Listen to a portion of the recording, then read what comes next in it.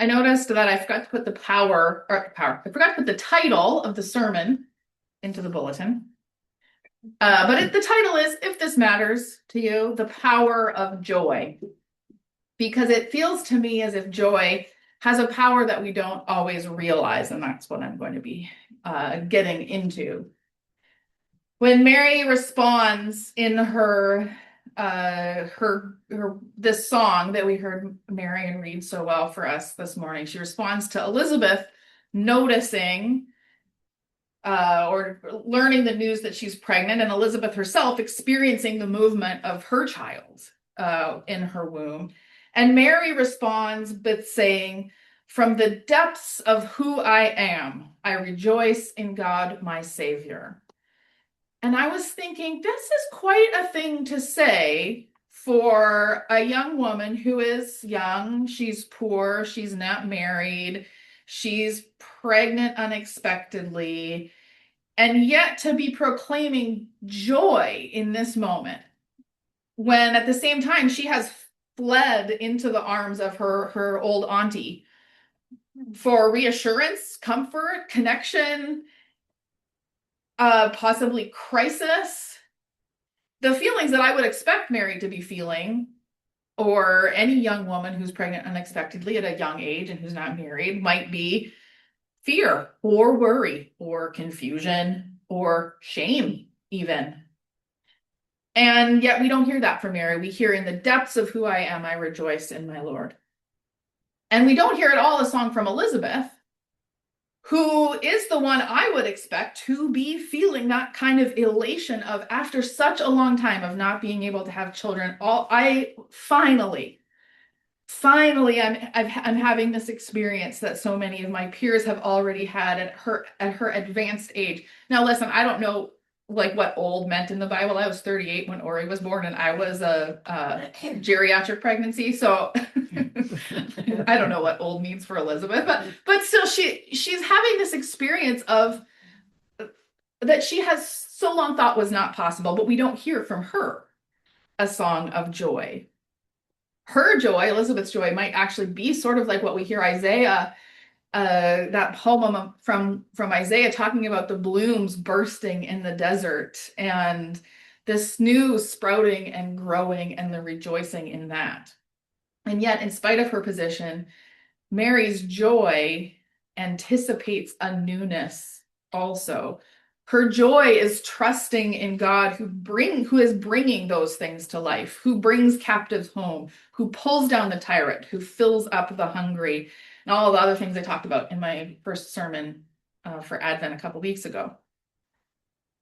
It is also true that for both of these women, so for Mary, because of her position as young and unexpectedly pregnant and all the things, and for Elizabeth, both of their pregnancies are still also maybe bound up with fear or sorrow.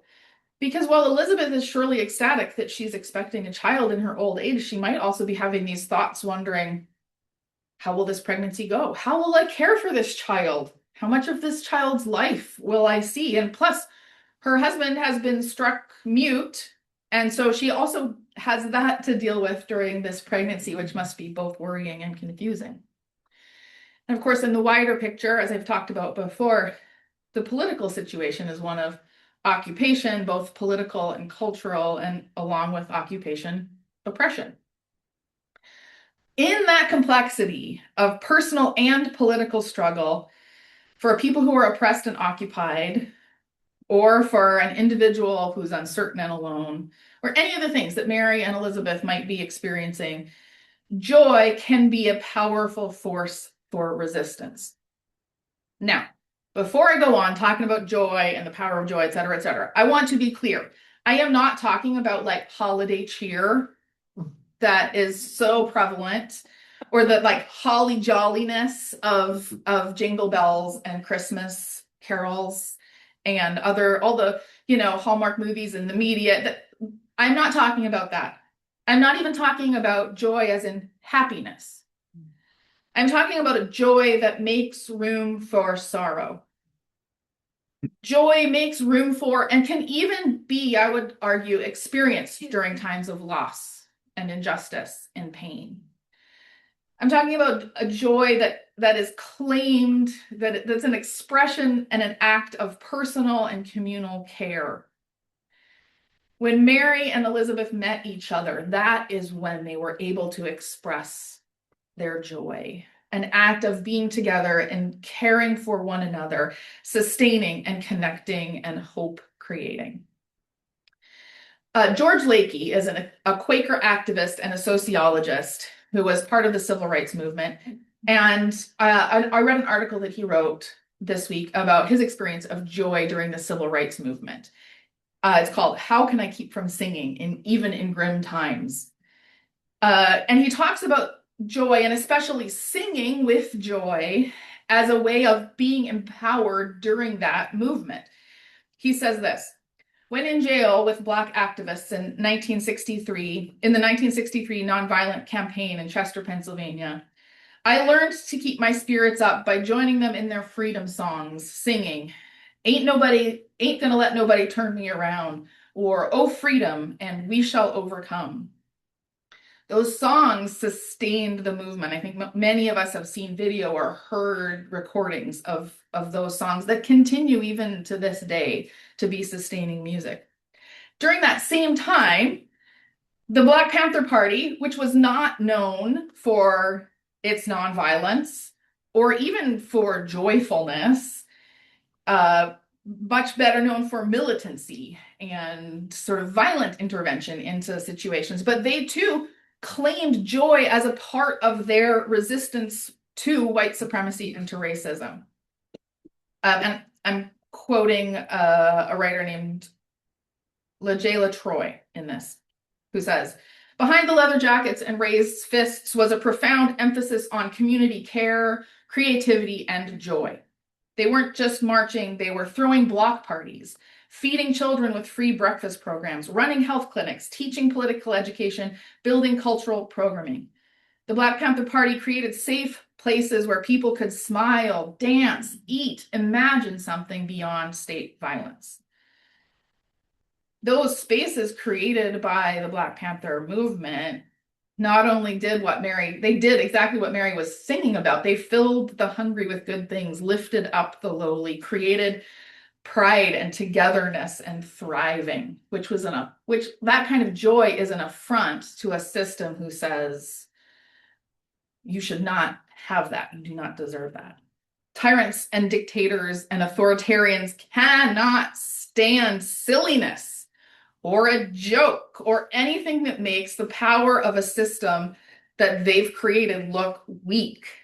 Tyranny is very self-serious, which is another reason that engaging in joyful and silly and irreverent resistance is powerful, why it is effective and threatening. It's why, late night hosts like Kimmel and Colbert are being taken off the air. But it's not just those late night comedians whose creativity and humor are meeting the moment with resistance. It's inflatable frogs doing Zumba outside of the ICE facility in Portland. As a tactic, being silly as a response to violence is so visually jarring that even the visual of an armed ICE agent meeting an inflatable frog has an impact on how we receive those moments through media. It's very disarming. And because that power differential, that agent is also taken off guard. Now, we do know that sometimes people get, pepper spray sprayed inside those suits. But for the most part, that movement has disarmed the violence and the power of those systems. One of my favorite stories about this kind of silliness as a tactic for protest was written into a book called White Flower by David Lamott. I couldn't find it up in my stash of books. Otherwise, I would have brought it. But I'll include a video link in the email this week. In 2012, a white supremacist group was planning a rally in Knoxville. The whole thing, the white hoods, the hate signs, the slogans, the chants. And in the picture book, we see pictures of this happening as they suit up in their robes and they start their march and they're chanting white power. And then they're joined along their route by another group called the Ku Klux Clowns. Ku spelled C-O-U-P. And clowns do what they do. They were silly. They kept intentionally mishearing those chants. And they'd say, white flour? And all of a sudden, flour, white powder would be filling the air. And that went back and forth. Oh, no, wait, they're saying white flowers. And then there's like flower petals everywhere. And then my favorite, wife power. And like, then everybody's wearing wedding dresses and like in amidst the marchers. And you can see how this would be very frustrating for the original protesters. And yet that silliness essentially shut down this white power protest. And in the same way, we're seeing pictures of the war zone in Portland being inflatable unicorns and Zumba parties and, knitting circles and all kinds of joy that make it clear that the power of violence can actually be met by the power of joy. Happiness and joy will overwhelm them, is what Isaiah says. Like Isaiah and the other prophets, Mary sings her Magnificat joyfully, even in the face of oppression. And not only is that joy an expression of trust in God and a connection to God's community, it defies the power of those who want to dictate who can be joyful and how and in what ways and how we rejoice. Mary is absolutely certain of God's power, not in the puppet King Herod, not the power of the Emperor Augustus, but the God of her ancestors.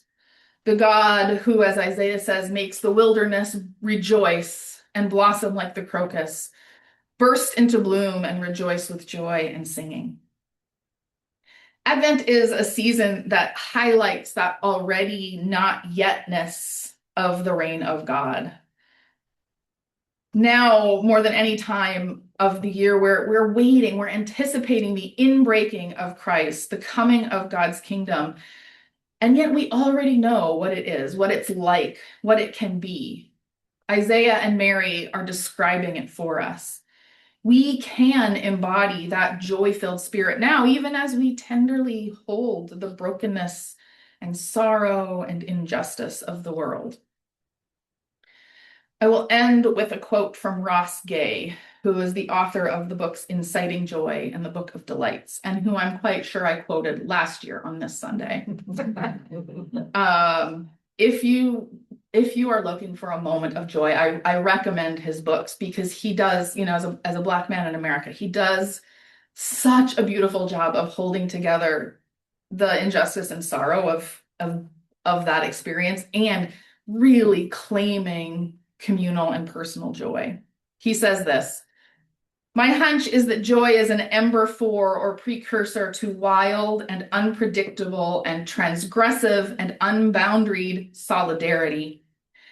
And that solidarity might incite further joy, which might incite further solidarity, and on and on. My hunch is that joy emerging from our common sorrow, which does not necessarily mean we have the same sorrows, but that we in common sorrow, that might draw us together. Friends, may our joy draw us together through our sorrows. May our joy bloom into unboundaried solidarity against all that is tyrannical and oppressive and violent. May our joy draw us toward God, who is even now making all things new. Amen.